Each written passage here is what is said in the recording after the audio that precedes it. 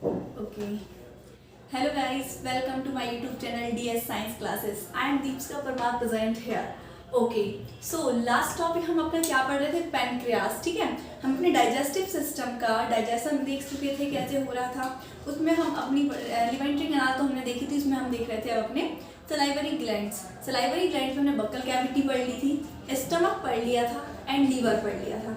Then अब हम क्या पढ़ रहे थे, पैनक्रियास. ठीक है, हमने लीवर फंक्शन भी देखा है, सब कुछ देखा है, ये सब क्लियर है. अब हम देख रहे हैं पैनक्रियास का फंक्शन. ठीक है, तो आइए हम देख लेते हैं कि हमारा बेसिक पैनक्रियास क्या था. अभी तक हमने क्या देखा, जो हमारा पैनक्रियास है वो कैसा ग्लैंड है. इससे पहले मेरी क्लास में हमने क्या देखा था, एक्सोक्राइन एंड एंडोक्राइन ग्लैंड पढ़े थे. एक्सोक्राइन ग्लैंड क्या होते हैं, जो कैसे सिक्रीट होते हैं, सरफेस ऑन द सरफेस पर, मतलब सरफेस पर जो सिक्रीट होते हैं. ठीक है, किसी भी मतलब जैसे अपनी स्किन पर स्वेट का रिलीज होना, ये कौन सा सिक्रीशन है, एक्सोक्राइन सिक्रीशन. और एंडोक्राइन सिक्रीशन क्या है, जो हमारे डायरेक्ट ब्लड में रिलीज होता है, सिक्रीट होता है, इसे एंडोक्राइन सिक्रीशन बोल रहे थे. ओके, तो ये क्लियर है आपके. ओके, अब हम देख रहे थे अपना पैनक्रियास. ठीक है, तो आइए देखिए पैनक्रियास. हमारा पैनक्रियास कैसा ग्लैंड था, हम ये पढ़ चुके थे. पैनक्रियास हमारा है हेटेरोक्राइन ग्लैंड. हेटेरोक्राइन का मतलब क्या होता है बच्चों, ये हम पढ़ चुके थे. हेटेरो मतलब होता है जिसमें दोनों ग्लैंड प्रेजेंट थे. दोनों कौन कौन से, एक्सोक्राइन एंड एंडोक्राइन, दोनों ही ग्लैंड जिसमें प्रेजेंट होंगे उसे हम हेटेरोक्राइन बोलेंगे. ठीक है, तो एक तक क्या था हमारा, एक्सोक्राइन ग्लैंड, एंड दूसरा था हमारा एंडोक्राइन ग्लैंड. ठीक है, तो पैनक्रियास हमारा कैसा स्ट्रक्चर था, हमारा पैनक्रियास जो है हमारा ऑर्गन, वो हमारा हेटेरोक्राइन है जिसमें एक्सोक्राइन एंड एंडोक्राइन दोनों ही ग्लैंड प्रेजेंट थे. ठीक है, तो इसका बेसिक स्ट्रक्चर हमने क्या देखा था, ये हमारा स्टमक है, ये हमारी स्मॉल इंटेस्टाइन, जिसे हम ये कौन सी, ड्यूडेनम. ठीक है, यहीं पर प्रेजेंट है पैनक्रियास. ठीक है, जो कुछ इस टाइप का दिखाई दे रहा था. अब पैनक्रियास में डक्ट गई थी और यहां से कुछ लोब लाइक स्ट्रक्चर बनाकर इसने इस टाइप में कन्वर्ट हो गया था. ठीक है, तो ये जो लोब्स दिख रहे थे हमें, इन्हीं को हम क्या बोल रहे थे. और इसके साथ साथ ये हमारी डॉट लाइक स्ट्रक्चर भी था, याद है आपको. ठीक है, तो ये जो लॉब लाइक स्ट्रक्चर है हमारा, इसको हम क्या नाम दे रहे थे बच्चों, इसे हमने बोला था ये कौन से ग्लैंड है, एक्सोक्राइन ग्लैंड. कौन से, एक्सोक्राइन ग्लैंड. एक्सोक्राइन ग्लैंड, अब इससे नाम से भी क्लियर हो रहा है कि इसमें कैसे हार्मोन सिक्रीट होंगे. एक्सोक्राइन मतलब हार्मोन्स नहीं, सॉरी, कैसा सिक्रीशन होगा इसमें, एक्सोक्राइन. एक्सोक्राइन क्या होता है, जो किसी सरफेस पर होता है, जैसे मिल्क का, एंजाइम्स का, स्वेट का सिक्रीट होना, ये कौन सा सिक्रीशन है, एक्सोक्राइन सिक्रीशन. क्लियर है. देन ये जो रेड रेड आपको डॉट टाइप के दिखाई दे रहे हैं, डॉट लाइक स्ट्रक्चर, ये कौन से ग्लैंड हैं, ये हमारे हैं एंडोक्राइन ग्लैंड. कौन से ग्लैंड हैं ये हमारे, एंडोक्राइन ग्लैंड. ठीक है, एंडोक्राइन ग्लैंड जो डायरेक्ट ब्लड में रिलीज हो रहे थे. ठीक है, अब इसका एंडोक्राइन ग्लैंड से क्या सिक्रीट होता है, ये मैंने आपको बताया था. हमारी मतलब पूरी बॉडी में जो हार्मोन्स है वो किस वे में सिक्रीट होते हैं, एंडोक्राइन वे में. ठीक है, इसलिए उसे एंडोक्राइन ग्लैंड बोलते हैं, जिससे हार्मोन्स क्रिएट होते हैं. एंड उसके हार्मोन्स को छोड़कर जितनी भी चीजें हैं वो सारी हमारी एक्सोक्राइन वे में सिक्रीट होती है. वैसे मोस्ट ऑफ द थिंग्स हमारी बॉडी में एक्सोक्राइन वे में होती है, क्योंकि ज्यादातर एंजाइम्स का पार्टिसिपेशन होता है बॉडी में, हर चीज में, डाइजेशन से लेकर हर चीज में. ठीक है, तो ये आप क्लियर है, ये हम पढ़ चुके थे. ठीक है, अच्छा, एक्सोक्राइन वे में हम ये देख रहे थे कि एक्सोक्राइन वे में जो सिक्रीट हो रहा था वो क्या क्या था. ये था हमारा, यहाँ पे लिख लेते हैं हम, एक तो हमारा एंजाइम था, दूसरा हमारा क्या था, बाइकार्बोनेट फैक्टर HCO3, एंड तीसरा हमारा था H2O वाटर. ये तीन चीज हमारी सिक्रीट हो रही थी. ठीक है, एंड मतलब 99% थिंग्स तो हमारी एक्सोक्राइन वे में सिक्रीट हो रही है बॉडी में. बची हुई 1 या 2% सिक्रीट होगी हमारी एंडोक्राइन वे में. अब वो एंडोक्राइन वे में क्या सिक्रीट होगा पैनक्रियास से? हार्मोन्स। हार्मोन्स, तो ये कौन से हार्मोन सिक्रीट होंगे एंडोक्राइन वे में? अपन देख चुके थे कि क्या देखा था? इंसुलिन, थोड़ा बहुत याद है? Insulin, old man. इंसुलिन ये एक हार्मोन्स है, ये किस वे में सिक्रीट हो रहा था? एंडोक्राइन वे में, ठीक है। और ये कौन से ऑर्गन से सिक्रीट हो रहा है? पैनक्रियास, ये आपको बता चुके हैं हम, ठीक है। देन इंसुलिन के बाद एक ग्लूकागॉन, ये आंटी जी थी जो याद है, ठीक है। ये दोनों सिक्रीट होंगे कहाँ से? एंडोक्राइन वे में, एंडोक्राइन ग्लैंड से, पैनक्रियास से सिक्रीट होंगे, ठीक है। अच्छा ये सुनिए आप ध्यान से कि जो एक्सोक्राइन ग्लैंड होते हैं उन्हें हम क्या बोलते हैं? एसएनआई, ACINI, एसएनआई, ठीक है। एसएनआई बोलते हैं। जो एक्सोक्राइन ग्लैंड है उसे हम एसएनआई बोलते हैं, जिससे हम enzyme, bicarbonate factor and water release होता है। एंड ये जो डॉट लाइक स्ट्रक्चर है, जिसे हम कौन सा ग्लैंड बोल रहे हैं? एंडोक्राइन ग्लैंड, जिसमें से 1 to 2% क्या सिक्रीट होते हैं? हार्मोन सिक्रीट होते हैं। इसको हम क्या बोलते हैं? आइसलेट ऑफ लैंगरहांस, ठीक है। यहाँ पे जगह नहीं है, मैं भी क्लियर लिख दूंगी, ठीक है। इसे बोलते हैं आइसलेट। अब देखो याद तो करना पड़ेगा, अजीब है लेकिन करना पड़ेगा, ठीक है। तो ये क्लियर है आपकी। अब हम देखेंगे, ये तो हमने बेसिक स्ट्रक्चर देख लिया जो हम देख चुके थे, ठीक है। तो आपको ये याद रखना है अभी तक तो इसमें कि जो हमारा पैनक्रियास है वो हेटेरोक्राइन ग्लैंड होता है, जिसमें 2 टाइप्स के ग्लैंड प्रेजेंट होते हैं। कौन सा? एक exocrine gland and endocrine gland. Exocrine gland को हम क्या बोलते हैं? एसएनआई। एंड एक्सोक्राइन ग्लैंड को हम क्या बोलते हैं? आइसलेट ऑफ लैंगरहांस, ठीक है। आइए एक बार ये अच्छे से देखिए, फिर उसके बाद हम देखेंगे अपना फंक्शन। ये हम रिवीजन कर लेते हैं पहले।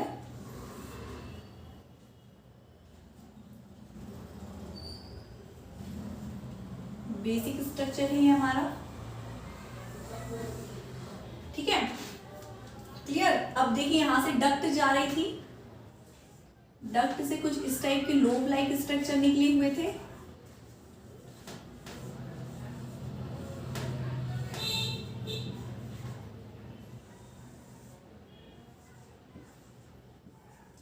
ये कौन से ग्लैंड थे हमारे? ये थे हमारे एक्सोक्राइन ग्लैंड, ठीक है। तो लिख लूं मैं इसको, एक्सोक्राइन ग्लैंड। और जो एक्सोक्राइन ग्लैंड था इसे हम क्या नाम दे रहे हैं? ध्यान से सुनिए, इसे हम बोलते हैं एसएनआई, ठीक है। एंड यहां पर कुछ डॉट लाइक स्ट्रक्चर था जिन्हें हम कौन सा ग्लैंड बोल रहे थे? हमने इनको नाम दिया था एंडोक्राइन ग्लैंड,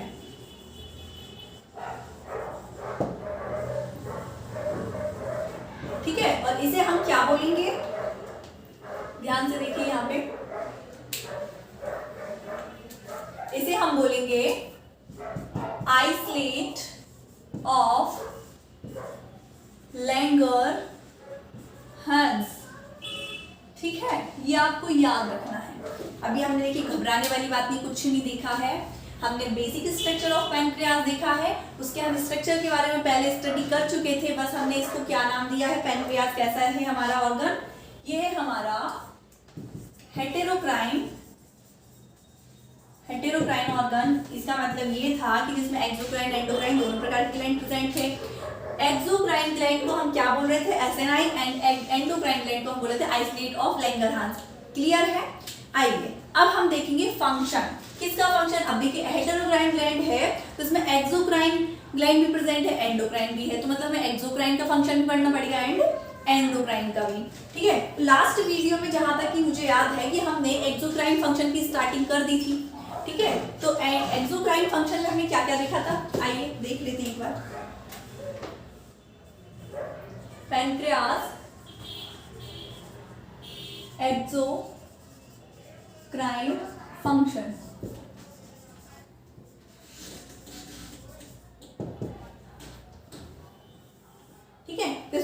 नंबर पे हमने क्या देखा था?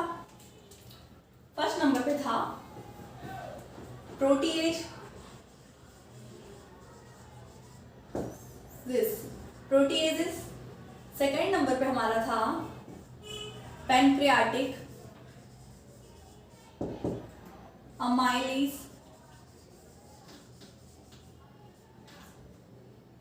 एंड थर्ड पे था हमारा पैनक्रियाटिक लाइपेज एंड फोर्थ पे था हमारा nucleases. Is it clear? Okay, तो हम लास्ट वीडियो में ये चीज देख चुके थे एंड हम इसका फर्स्ट प्रोटीएज का फंक्शन देख चुके थे। प्रोटीएज क्या है? प्रोटीएज से जैसा क्लियर है किसका डाइजेशन करेगा? प्रोटीन का। ठीक है, मेजोरिटी मतलब हमारी प्रोटीन का डाइजेशन कहाँ से स्टार्ट हो गया था? लीवर से। ठीक है, बकल कैविटी से हमारी किसकी डाइजेशन की स्टार्टिंग हो रही थी? ब्रेक डाउन हो रहा था किसका? मतलब कुछ लिपिड्स या कुछ अमाइलीज जो है, अमाइलटोज वगैरह, स्टार्च का डाइजेशन कहाँ? बकल कैविटी में स्टार्ट हो गया था। देन उसके बाद हमारे स्टमक में प्रोटीन का डाइजेशन हो रहा था। लेकिन अभी भी पर कुछ परसेंट प्रोटीन्स बचे हैं और मेजॉरिटी ऑफ अमाइलो मतलब स्टार्च। अमाइलीज क्या है? Part of starch. ठीक है, तो इसका डाइजेशन कहाँ होगा? पैनक्रियाटिक सिक्रीशन से। ठीक है, एंड लाइपेज का भी यही सिक्रीशन होगा। अब न्यूक्लियस का भी होगा। न्यूक्लियस क्या है?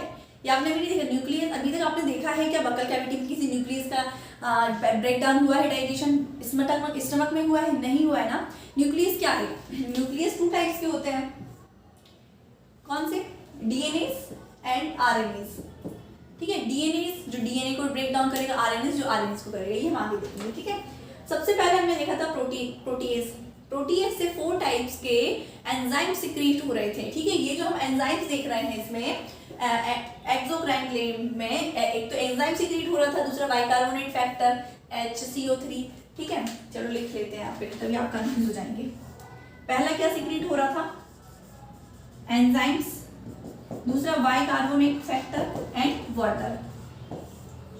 ठीक है, जो एंजाइम सिक्रीट हो रहे थे वो कौन कौन से थे? एक प्रोटीएज सिक्रीट हो रहा था, दूसरा अमाइलेज, तीसरा लाइपेज एंड न्यूक्लियस।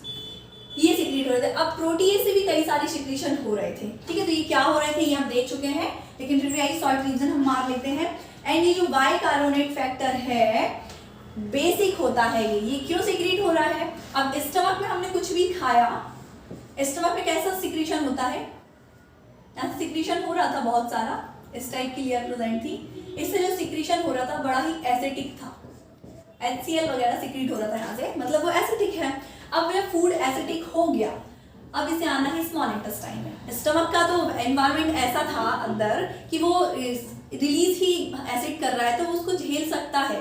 बट जो स्मॉल इंटेस्टाइन है हमारी, वो एसिड को नहीं मतलब कर पाएगी एडजस्ट, इसलिए पहले फूड को न्यूट्रल होना पड़ेगा। ठीक है, तो स्मॉल इंटेस्टाइन में जैसे ही एंटर करेगा फूड, जैसे हम काइम बोल रहे थे इधर, यहाँ पर आके चाइम बोलो या काइम बोलो, बात एक ही है। ठीक है, तो जैसे ये यहाँ आएगा और यहाँ से सिक्रीशन हो जाएगा किसका? बाइकार्बोनेट फैक्टर का, और ये फूड को कर देगा न्यूट्रल। ना अब ये एसिडिक है या ना बेसिक है, ये न्यूट्रल हो गया है, क्योंकि अगर ये तड़कता फड़कता आ गया हमारी स्मॉल इंटेस्टाइन में तो ये पूरा बर्न कर देगा। ठीक है, इसलिए इसका बेसिक फैक्टर रिलीज होना बहुत जरूरी है। अब वाटर तो आपको पता है हमारी बॉडी में बहुत ज्यादा होता है, कहीं से सिक्रीट होगा। ठीक है, अब एंजाइम्स के सिक्रीशन में हमने सबसे पहले देखा था प्रोटीएज। ठीक है, प्रोटीएज से हमारे 4 टाइप्स के एंजाइम सिक्रीट हो रहे थे। कौन कौन से? ट्रिप्सिनोजेन एंड उसके बाद काइमोट्रिप्सिनोजेन। थर्ड कौन सा था? प्रोकार्बोक्सीपेप्टाइडेज एंड प्रोइलास्टेज। ये 4 टाइप्स के एंजाइम सिक्रीट हो रहे थे, जो कैसे थे? किससे सिक्रीट होते? प्रोटीएज से। ठीक है, ये क्या कर रहे थे? 4 प्रकार के एंजाइम्स थे और जो अनएक्टिव फॉर्म में थे। ठीक है, अनएक्टिव से इन्हें कन्वर्ट होना था एक्टिव फॉर्म में। आइए देख ही लेते हैं, नहीं तो अभी आप कंफ्यूज रहेंगे फालतू में।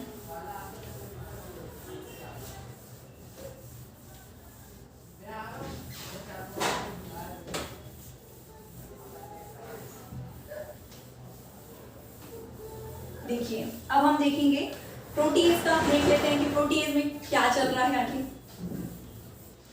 ठीक है, देखिए फर्स्ट है हमारा प्रोटीएज। ठीक है, प्रोटीएज से 4 टाइप्स के एंजाइम सिक्रीट हो रहे हैं। कौन कौन से? फर्स्ट नंबर पे ट्रिप्सिनोजेन। सेकंड नंबर पे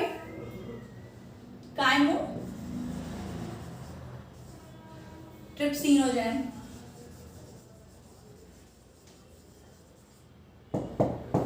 एंड फोर्थ नंबर पे क्या हो रहा था सीक्रेट हमारा,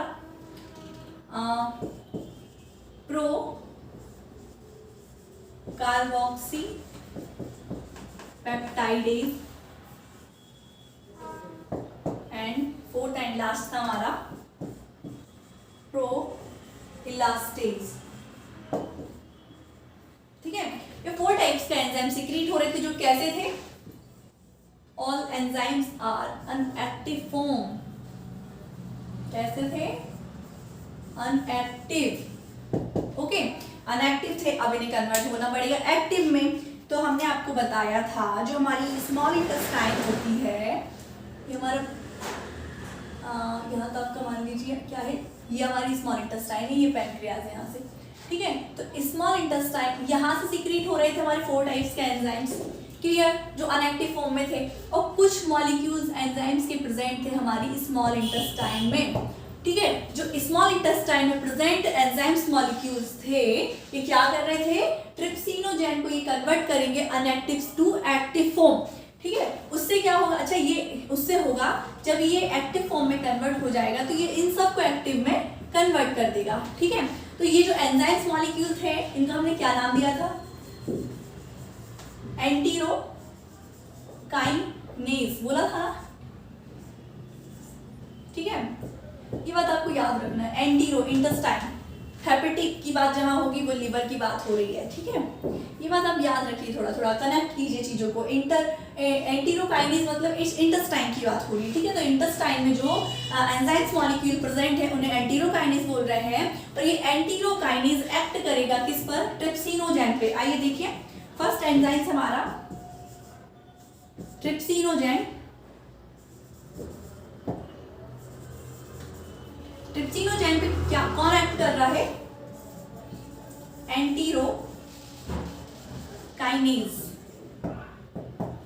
एंटीरोकाइनेज ने जब ट्रिप्सिनोजेन पे एक्ट किया तो अभी तो ये कैसा फॉर्म था, अनएक्टिव, देन ये कन्वर्ट किस में हो गया, एक्टिव। एक्टिव फॉर्म इसका क्या है,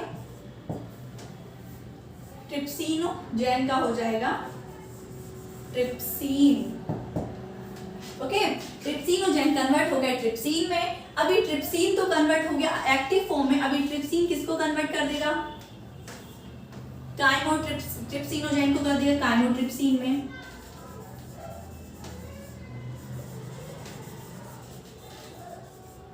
ठीक है, और ये काइमोट्रिप्सिन और इसके साथ साथ क्या है हमारा प्रो कार्बो पेप्टाइडेज, वैसे कर देगा ये कार्बोक्सी पेप्टाइडेज में।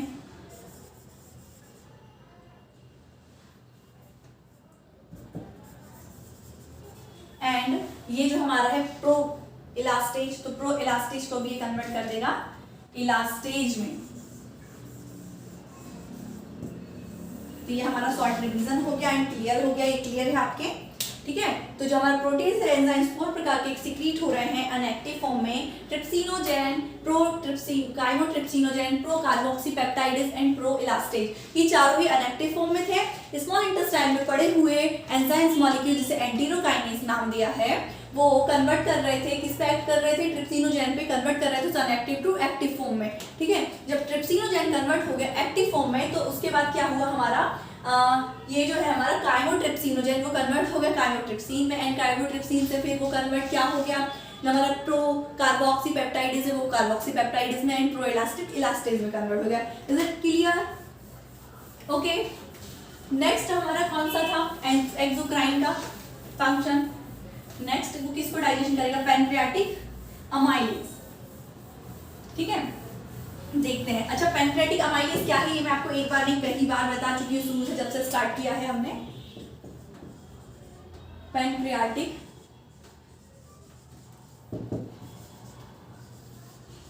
अमाइलेज, पैनक्रियाटिक अमाइलेज जो है हमारा क्या है, पैनक्रियाटिक अमाइलेज है हमारा पार्ट ऑफ द स्टार्च। क्या है ये, पार्ट ऑफ द स्टार्च। अच्छा, स्टार्च क्या होता है, starch is a glucose, chain of glucose, not glucose, ठीक है। स्टार्च क्या है, यहाँ पे लिखती हूँ मैं, व्हाट इज स्टार्च। तो starch is a chain of glucose, clear, ठीक है। तो देखिए ये है, मान लीजिए स्टार्च, क्या ये चेन, ग्लूकोज की चेन है लंबी सी, जिसे हम स्टार्च नाम देंगे। तो ये जो हमारा आएगा पैनक्रियाटिक अमाइलेज, ये एक एंजाइम है, ये कन्वर्ट कर देगा स्टार्च को किसमें, माल्टोज में, किसमें, माल्टोज। माल्टोज क्या है, स्टार्च को माल्टोज में कन्वर्ट कर रहा है, तो मतलब स्टार्च है ग्लूकोज का चेन, और इसे ब्रेक कर देगा टू स्टार्च के मॉलिक्यूल्स में या 2 चेन्स में, इस प्रकार से कर देगा। 2 मॉलिक्यूल्स ग्लूकोज के ये रहे, 2 ये रहे, 2 ये रहे, तो इसे ही हम क्या नाम देते हैं, माल्टोज, ठीक है। तो पैनक्रियाटिक अमाइलेज क्या कर रहा है, स्टार्च को कन्वर्ट कर रहा है माल्टोज में। एंड थर्ड हमारा क्या था, थर्ड था हमारा पैनक्रियाटिक लाइपेज।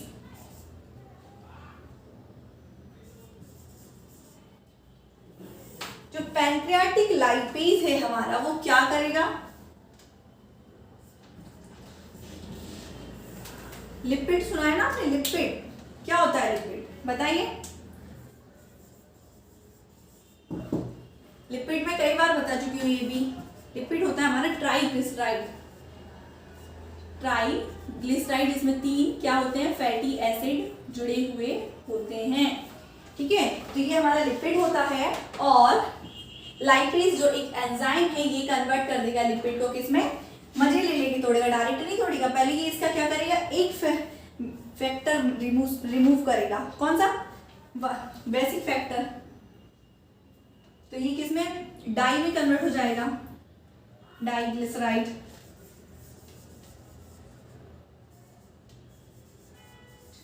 ओके, डाइग्लिसराइड में कन्वर्ट हो जाएगा, मतलब कितने एसिटिक फैक्टर रिमूव हो जाएगा, 1। अब 2 बचे हैं, तो इसलिए डाई। थर्ड नंबर पे ये फिर से एक और एसिटिक फैक्टर रिमूव कर देगा, और ये क्या बचेगा, मोनोग्लिसराइड, ठीक है, जिसमें एक बेसिक फैक्टर है हमारा, एसिटिक फैक्टर, सॉरी।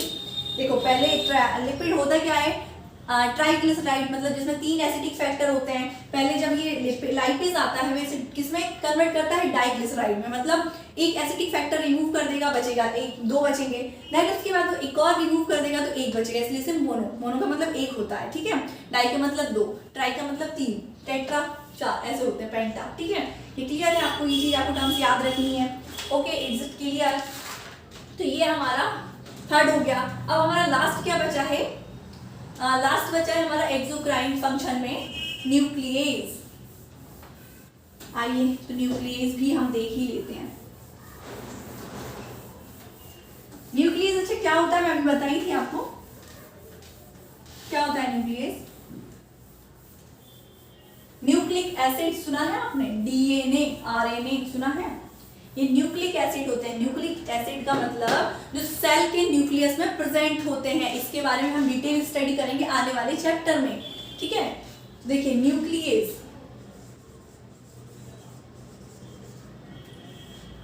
न्यूक्लियस किसको डाइजेस्ट करेगा, न्यूक्लिक एसिड को। न्यूक्लिक एसिड कितने टाइप के होते हैं, देखो अच्छा, न्यूक्लियस मतलब एंजाइम्स, तो न्यूक्लियस मतलब एंजाइम्स है, तो 2 प्रकार के होंगे, कौन कौन से, एक डीएनए, इसकी मैं आपको बता चुकी हूँ, दूसरा आरएनए, ठीक है।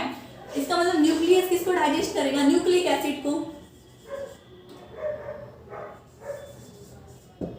न्यूक्लिक एसिड को।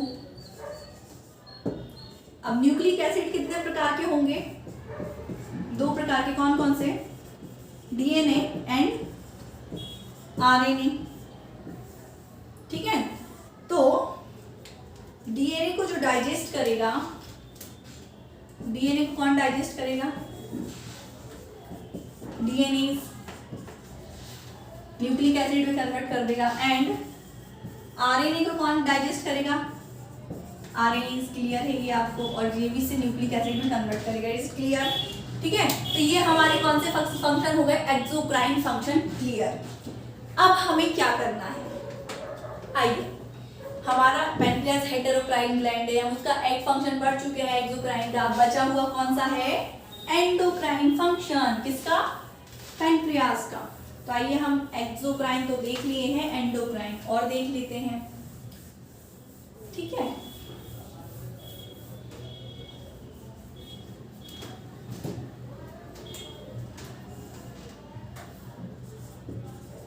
Endocrine function. ठीक है, तो पेनक्रियास का एंडोक्राइन फंक्शन क्या था, ये पेनक्रियास का ये लोब लाइक स्ट्रक्चर जिसे हम एक्सोक्राइन ग्लैंड्स बोल रहे थे, यहाँ जो डॉट डॉट थे यही क्या है, हमारे एंडोक्राइन। ठीक है, ये बता चुके हैं आपको 10 बार। अब जो एंडोक्राइन ग्लैंड है इसका फंक्शन देख लेते हैं। ठीक है, देखिए अब अच्छे से देखिए, अच्छा ये स्मॉल इंटेस्टाइन यहाँ प्रेजेंट है हमारा लीव, सॉरी ये बहुत ही अजीब बन गया है, पेनक्रियास। ठीक है, ये डक्ट है, ये हमारे कौन से ग्लैंड है, एक्सोक्राइन ग्लैंड, एंड यहाँ प्रेजेंट है हमारे कौन से ग्लैंड है, ये हमारे एंडोक्राइन ग्लैंड। ठीक है, तो देखिए जो एंडोक्राइन ग्लैंड है इसको मैं इलाज करके बनाऊं, मान लीजिए ये जो एंडोक्राइन ग्लैंड है मैंने इसे इलाज किया एंड इसको बनाया, तो मुझे इसमें क्या मिला, इससे मुझे 3 टाइप्स के सेल्स मिले। कौन कौन से, एक बीटा सेल जो इसके सेंटर में प्रेजेंट है इस टाइप से, और दूसरे क्या थे, अल्फा सेल्स जो इसके चारों राउंड राउंड प्रेजेंट थे, एंड तीसरे थे हमारे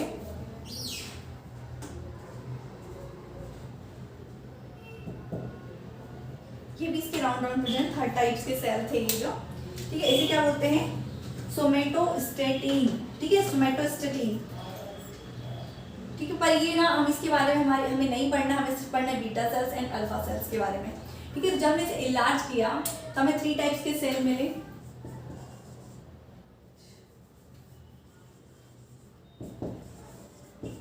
types of cell are present there.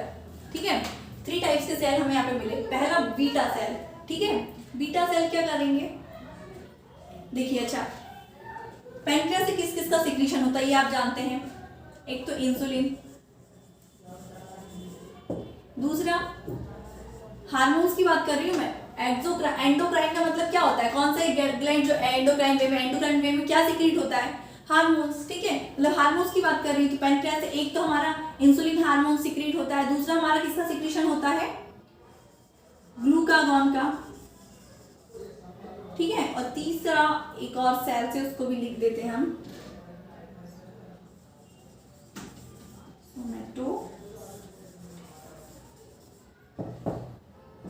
Somatostatin. ठीक है, अब देखिए जो इसके सेंटर में पड़ी हुई सेल है बीटा सेल, इसे आप बीच से भी याद कर सकते हैं कि बीच में कौन सी सेल है, बीटा सेल। ठीक है, ये क्या करती है, यही है वो सेल जो सिक्रीशन करती है किसे, इंसुलिन को। अब इंसुलिन क्या करता है हमारी बॉडी में, जब भी हम खाना ज्यादा खाते हैं ग्लूकोज का लेवल बढ़ता है, सेल्स तो ले लेती है ग्लूकोज, देन उसके बाद बची हुई ग्लूकोज जो हमारी बॉडी में किसी भी काम की नहीं है, अब सारी मतलब पूर्ति हो चुकी है, उसके बाद बची हुई ग्लूकोज को जो इंसुलिन होता है वो कन्वर्ट करता है किसमें, ग्लाइकोजन में। ठीक है, लिख लेती हूँ, ये क्या है हमारी ग्लूकोज, बची हुई ग्लूकोज को कन्वर्ट करेगा ग्लाइकोजन में। ठीक है, कौन करेगा, इंसुलिन। ठीक है, और जो इंसुलिन है वो किसके सिक्रीशन से हो रहा है, बीटा सेल्स। बीटा सेल्स कर रहे हैं किसको सिक्रीट, इंसुलिन को, और इंसुलिन क्या कर रहा है, ग्लूकोज को कन्वर्ट कर रहा है ग्लाइकोजन में। ठीक है, इसका मतलब ये क्या कर रहा है, बॉडी में ग्लूकोज लेवल को जो बढ़ रहा है उसे कम कर रहा है, जो डिक्रीज करेगा ये किसे, ग्लूकोज लेवल को क्या करेगा, डिक्रीज। क्वेश्चन ये आ सकता है आपके एग्जाम में कि ग्लूकोज लेवल को कौन डिक्रीज करता है, कौन सा हार्मोन्स है जो ग्लूकोज लेवल को डिक्रीज करता है। तो आपको याद रखना है कि इंसुलिन जो एक ओल्ड मैन है उसे बिल्कुल पसंद है कि ग्लूकोज घूमे आवारा। ठीक है, इसलिए ग्लूकोज को बोलता है कि कन्वर्ट होना है ग्लाइकोजन में, इसका मतलब क्या है, ग्लूकोज का लेवल बॉडी में कम कर रहा है। देन उसके बाद ये जो हमारी अल्फा सेल्स प्रेजेंट है चारों तरफ बीटा सेल्स के, ये क्या करेंगे, ये सिक्रीशन करेंगे ग्लूकागॉन का।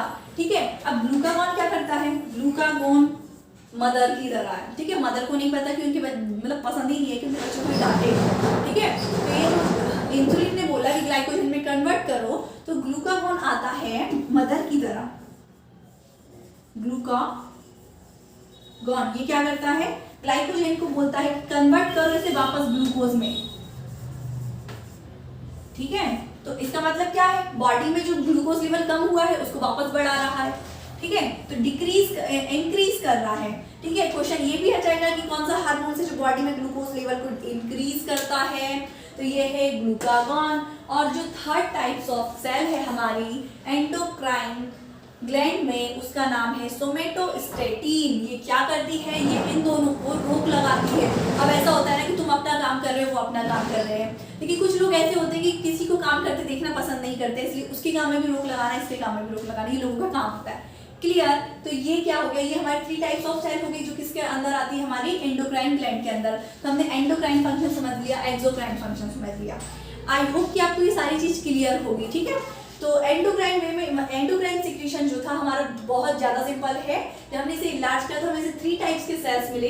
बीच में जो प्रेजेंट थे बीटा सेल जो सिक्रीशन कर रहे थे किसका, इंसुलिन का। ठीक है, और इंसुलिन क्या कर रहा था, ग्लूकोज को कन्वर्ट कर रहा था ग्लाइकोजन में। अर्थात ये हुआ कि आपकी बॉडी में ग्लूकोज लेवल को कम कौन करेगा, उसका जिम्मेदार कौन होगा, जब जब ग्लूकोज लेवल कम होगा, इंसुलिन। ठीक है, एंड जो 4 राउंड प्रेजेंट है अल्फा सेल्स क्या कर रहे हैं, सिक्रीट कर रहे हैं ग्लूकागॉन को। और ग्लूकागॉन क्या करता है, ग्लूकागॉन ग्लाइकोजन को वापस कन्वर्ट करता है ग्लूकोज में जब सेल्स को ग्लूकोज की जरूरत पड़ती है।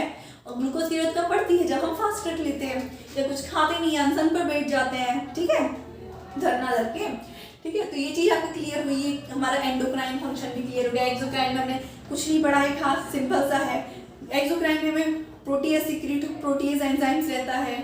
हाँ, और दूसरा कौन सा रहता है, pancreatic lipase, pancreatic amylase and nucleus. ठीक है, प्रोटीज क्या करता है, 4 टाइप के अनएक्टिव एंजाइम सिक्रीट करता है, ट्रिप्सिनोजेन और काइमोट्रिप्सिनोजेन, प्रोकार्बोक्सीपेप्टाइडेज एंड प्रोएलास्टेज। ठीक है, चारों अनएक्टिव फॉर्म रहते हैं।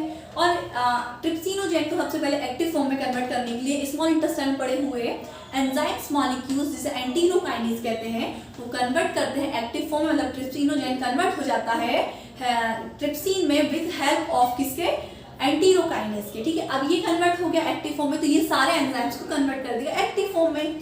ठीक है, अब वो एक्टिव फॉर्म क्या क्या थे, हमारा काइमोट्रिप्सिनोजेन था, काइमोट्रिप्सिन में कन्वर्ट हो रहा था।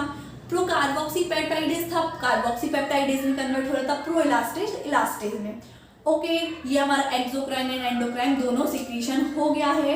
आई होप कि आपको ये लेक्चर बहुत पसंद आया होगा एंड आपको पैनक्रियास के फंक्शन भी क्लियर हो गए हैं। ठीक है, तो देखिए हमारा क्या क्या बकल कैविटी हमने पढ़ ली है, स्टमक पढ़ लिया, लीवर पढ़ लिया एंड पैनक्रियास भी आज हमने इसे खत्म कर दिया।